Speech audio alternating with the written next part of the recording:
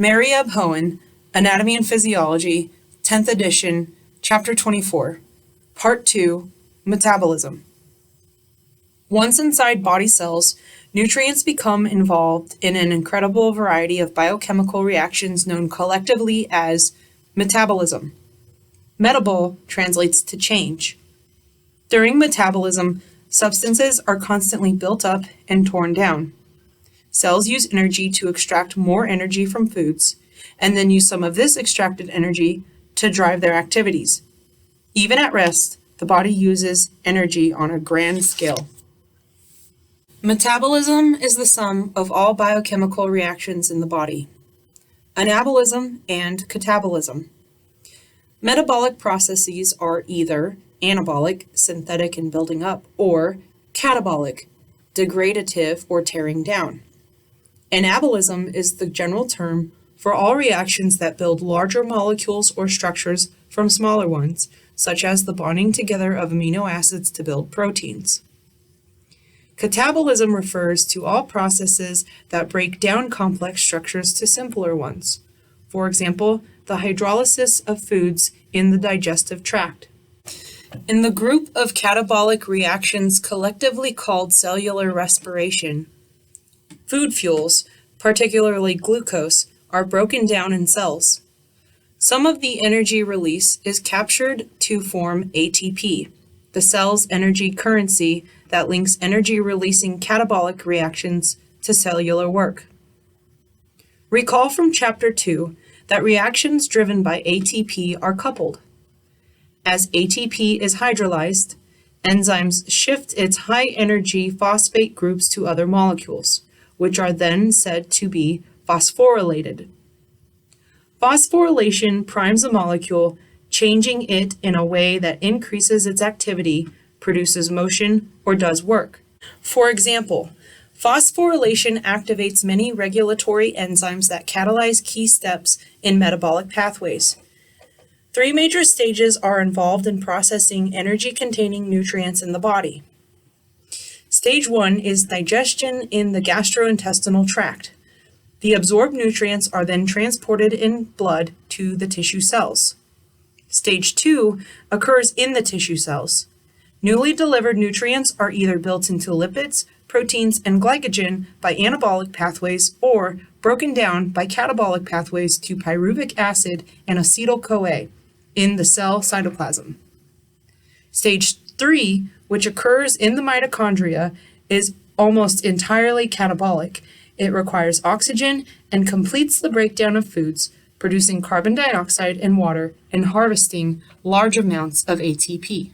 The primary function of cellular respiration, which consists of the glycolysis of stage 2 and all events of stage 3, is to generate ATP, which traps some of the chemical energy of the original food molecules in its own high-energy bonds. The body can also store energy in fuels such as glycogen and fats and mobilize these stores later to produce ATP for cellular use. You do not need to memorize figure 24.3, but you may want to refer to it often as a cohesive summary of nutrient processing and metabolism in the body. Oxidation-reduction reactions and the role of coenzymes. Many of the reactions that take place within cells are oxidation reactions. Oxidation was originally defined as the combination of oxygen with other elements seen in the rusting of iron, the slow formation of iron oxide, and the burning of wood. In burning, oxygen combines rapidly with carbon, releasing carbon dioxide, water, and an enormous amount of energy as heat and light. Later, it was discovered that oxidation also occurs when hydrogen atoms are removed from compounds, so the definition was expanded to its current form. Oxidation is the gain of oxygen or the loss of hydrogen. As explained in Chapter 2, whichever way oxidation occurs, the oxidized substance always loses or nearly loses electrons as they move to or toward a substance that more strongly attracts them. To explain this loss of electrons, let's review the consequences of different electron-attracting abilities of atoms. Consider a molecule made up of a hydrogen atom plus some other kinds of atoms. Hydrogen is very electropositive, so its lone electron usually spends more time orbiting the other atoms of the molecule. But when a hydrogen atom is removed, its electron goes with it, and the molecule as a whole loses that electron. Conversely, oxygen is very electron-hungry, electronegative. So when oxygen binds with other atoms, the shared electrons spend more time in oxygen's vicinity. Again, the rest of the molecule loses electrons. Essentially, all oxidation of food fuels involves the step-by-step removal of pairs of hydrogen atoms with their electrons from the substrate molecules, eventually leaving only carbon dioxide, CO2. Molecular oxygen, O2, is the final electron acceptor. It combines with the removed hydrogen atoms at the very end of the process to form water, H2O. Whenever one substance loses electrons or is oxidized, another substance gains them or is reduced. For this reason, oxidation and reduction are coupled reactions, and we speak of oxidation-reduction reactions or redox reactions. The key understanding about redox reactions is that oxidized substances lose energy and reduced substances gain energy as energy-rich electrons are transferred from one substance to the next. Consequently, as food fuels are oxidized, their energy is transferred to a bucket brigade of other molecules and ultimately to ADP to form energy-rich ATP. Like all other chemical reactions in the body, redox reactions are catalyzed by enzymes. Those that catalyze redox reactions in which hydrogen atoms are removed are called dehydrogenases, while enzymes catalyzing the transfer of oxygen are oxidases. Most of these enzymes require the help of a specific coenzyme, typically derived from one of the B vitamins.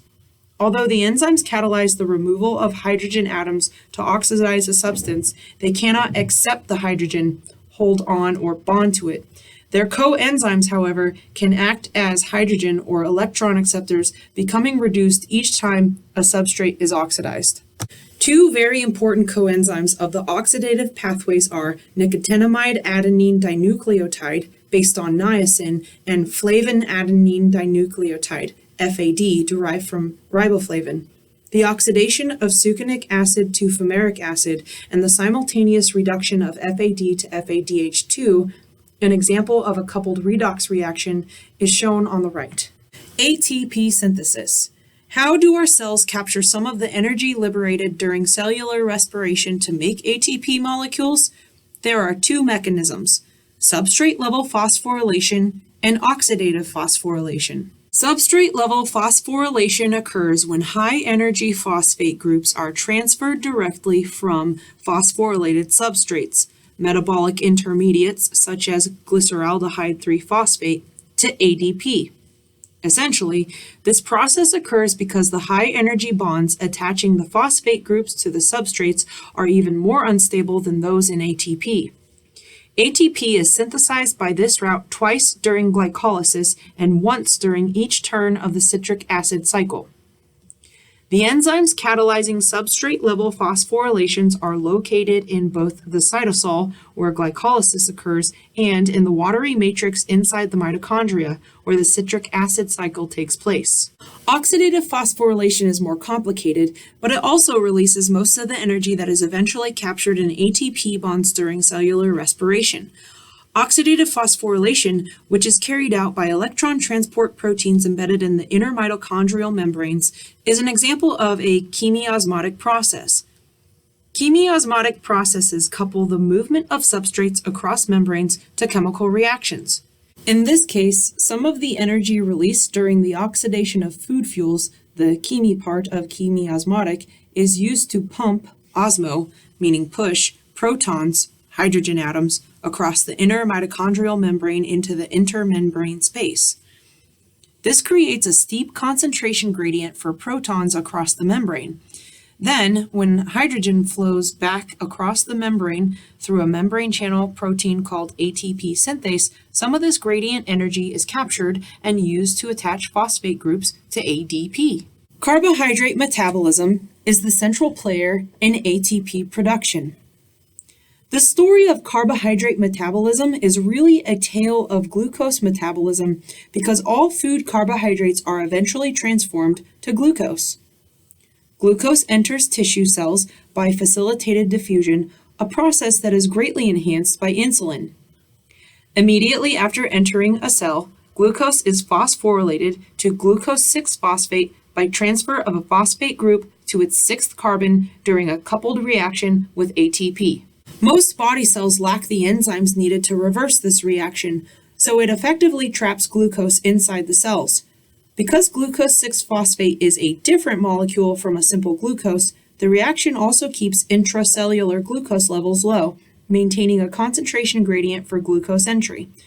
Only intestinal epithelial cells, kidney tubule cells, and liver cells have the enzymes needed to reverse this phosphorylation reaction, which reflects their central roles in glucose uptake and release. The catabolic and anabolic pathways for carbohydrates all begin with glucose 6-phosphate. Oxidation of glucose. Glucose is the pivotal fuel molecule in the oxidative or ATP producing pathways. Glucose is catabolized via the reaction C6H12O6 plus 6O2, which gives you 6H2O plus 6CO2 plus 32 ATP plus heat. This equation gives few hints that glucose breakdown is complex and involves 3 of the pathways featured in figures 24.3 and 24.5: glycolysis, the citric acid cycle, and the electron transport chain and oxidative phosphorylation. These metabolic pathways occur sequentially.